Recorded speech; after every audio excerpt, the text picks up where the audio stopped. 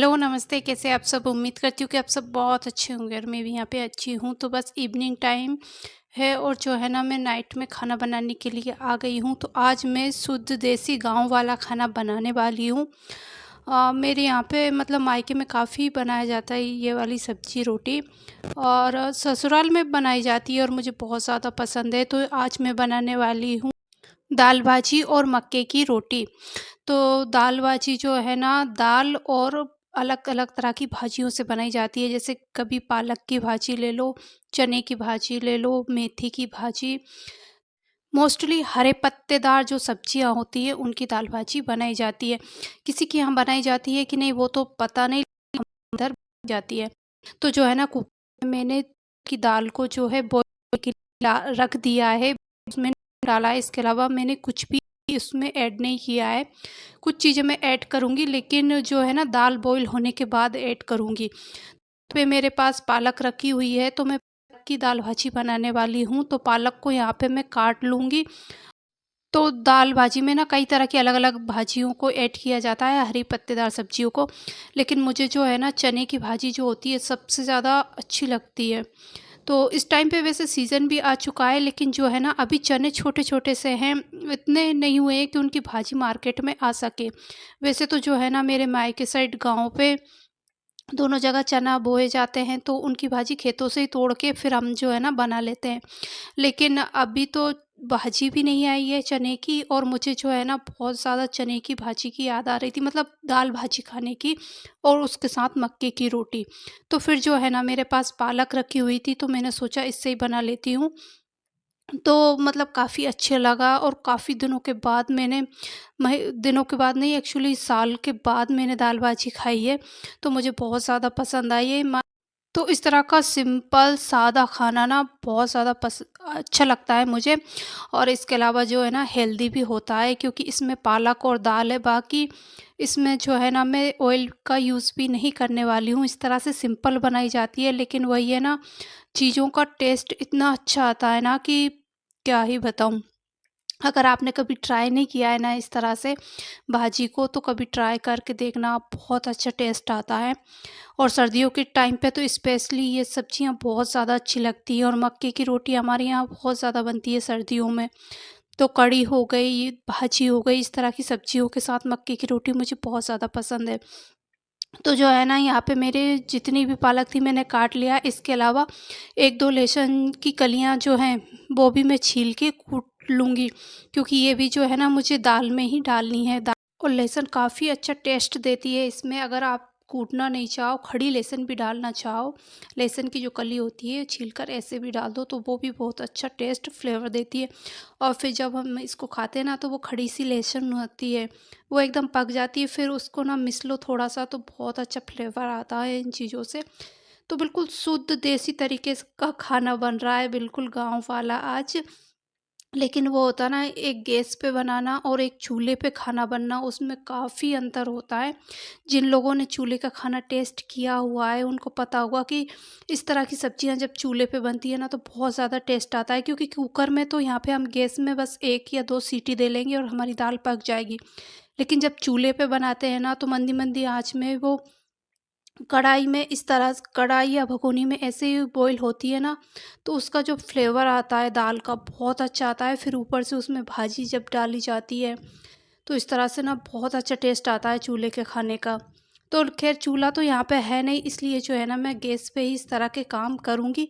लेकिन हाँ, जब भी मैं गाँव जाऊँगी या मायके जाऊँगी तो मैं जो है ना चूल्हे पे खाना बनाकर ज़रूर खाने वाली हूँ।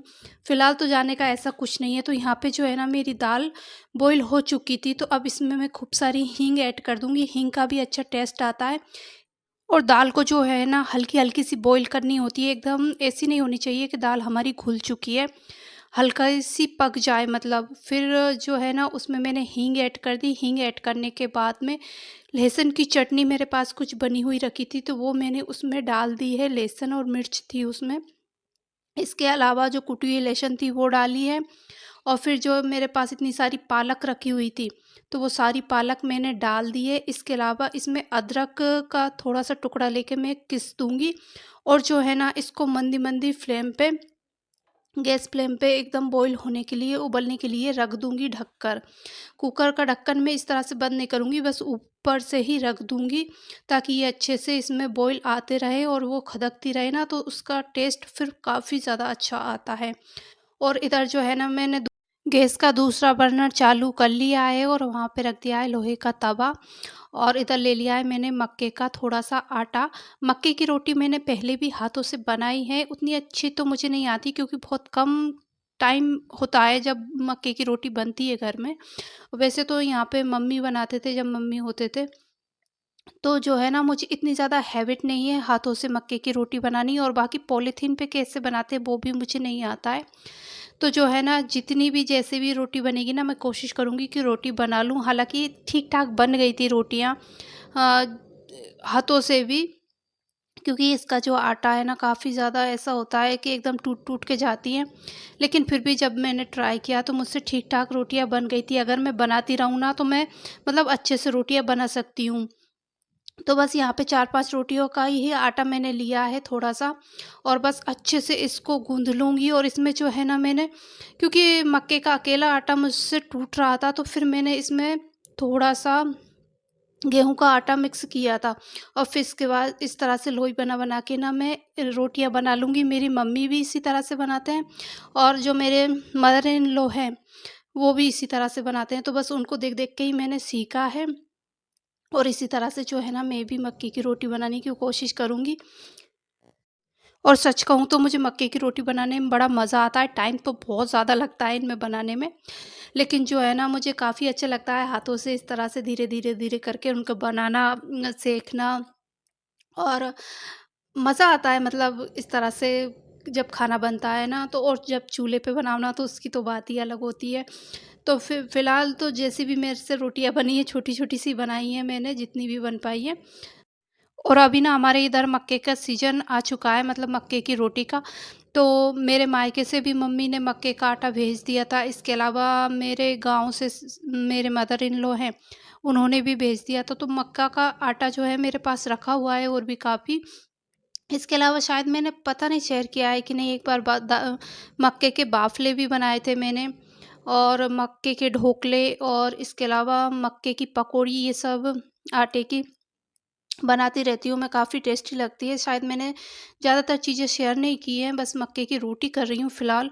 और मक्के के बाफ़ले का भी मुझे ऐसा कुछ याद नहीं कि मैंने शेयर किया है कि नहीं किया है। बाकी आने वाले टाइम में हुआ तो मैं आपके साथ ये रेसिपी ज़रूर शेयर करूँगी मक्के की।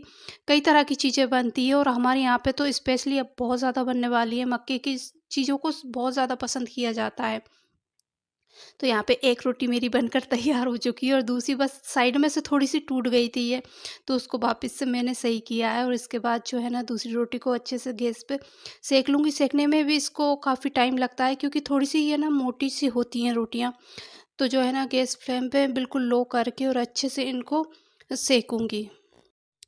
और इधर जो है ना, मेरी भाजी भी बन के बिल्कुल तैयार हो चुकी थी, और इधर मेरी रोटियां भी बन रही थी, क्योंकि पालक को जो है पकने में इतना ज़्यादा टाइम नहीं लगता है, और दाल तो वैसे ही बॉईल हो चुकी थी। तो बस झटपट से गरम गरम खाना भी मैं लगा दूंगी। और जो है ना, ये इस तरह का खाना एकदम गरम गरम खाओ ना, तो बहुत ज़्यादा अच्छा लगता है। और जब कड़ाके की सर्दी में इस तरह का खाना खाते हैं ना, तो बहुत ज़्यादा अच्छा लगता है। और साथ ही ये मक्के की रोटी तो हल्की सी गर्म भी होती है, तो इसलिए भी इनको सर्दियों में ज़्यादा खाया जाता है। बस सर्दी-सर्दी में खाएँगे हमारे यहाँ पे ये मक्के की रोटी, बाकी गर्मियों में और बारिश में इतना ज़्यादा कोई पसंद नहीं करता, और बनाई भी नहीं जाती है। बस सर्दी के सीज़न में का सबसे ज़्यादा खाई जाती है। और जो है ना, मेरे मम्मी हैं ससुराल वाले, वो तो ये बता रहे थे कि गाँव पे ना उनका डेली चल रहा है, मतलब दोनों वो फिलहाल मक्की की रोटियाँ ही बनाएँ। तो और ना, किसी सब्ज़ी के साथ खाओ, मसाले वाली सब्ज़ी के साथ, सूखी सब्ज़ी के साथ, सभी के साथ ये मक्के की रोटियाँ काफ़ी अच्छी लगती हैं। और अभी भी जब मैं वॉइस ओवर कर रही हूँ ना, ये देख रही हूँ, तो मेरे मुँह में पानी आ रहा है। आज सब्ज़ी बन के तैयार हो चुकी है। मैं कुछ भी ऐसा अलग सामान नहीं डाला, बिल्कुल सादा सी मेरी भाजी बन के एकदम तैयार हो चुकी है। जो भी मैंने डाला है वो आपको दिखाया है, बाकी इसमें ऑयल भी नहीं है, तेल भी नहीं, चीज़ें डालना चाहो डाल सकते हो, बाकी हम इस तरह से नहीं बनाते, बिल्कुल सिंपली बनाते। थोड़ी-सी यहाँ पे लहसुन की चटनी ले ली है, और ये ना ऊपर से चटनी डालकर जब हम लिट्टी खाते हैं तो बहुत ज़्यादा टेस्टी लगती है। बाकी ऑयल वगैरह की इतनी ज़्यादा ज़रूरत नहीं होती है इसमें। ये इस तरह से ही अच्छी लगती है। एक तड़का लगा के भी एक तरह की भाजी बनाई जाती है, लेकिन मुझे जो है ना इस तरह से ही पसंद है। तो यहाँ पे बस रोटी भी बन के एकदम गरमा-गरम तैयार है और साथ में खूब सारा घी, देसी घी इस पे डाल दूँगी और इसके बाद जो है ना मेरी शुद्ध देसी थाली खाने की एकदम तैयार है। तो तो आ जाइए आप लोग भी, और इसी के साथ मैं आज अपने इस वीडियो का यहीं पे एंड करती हूँ।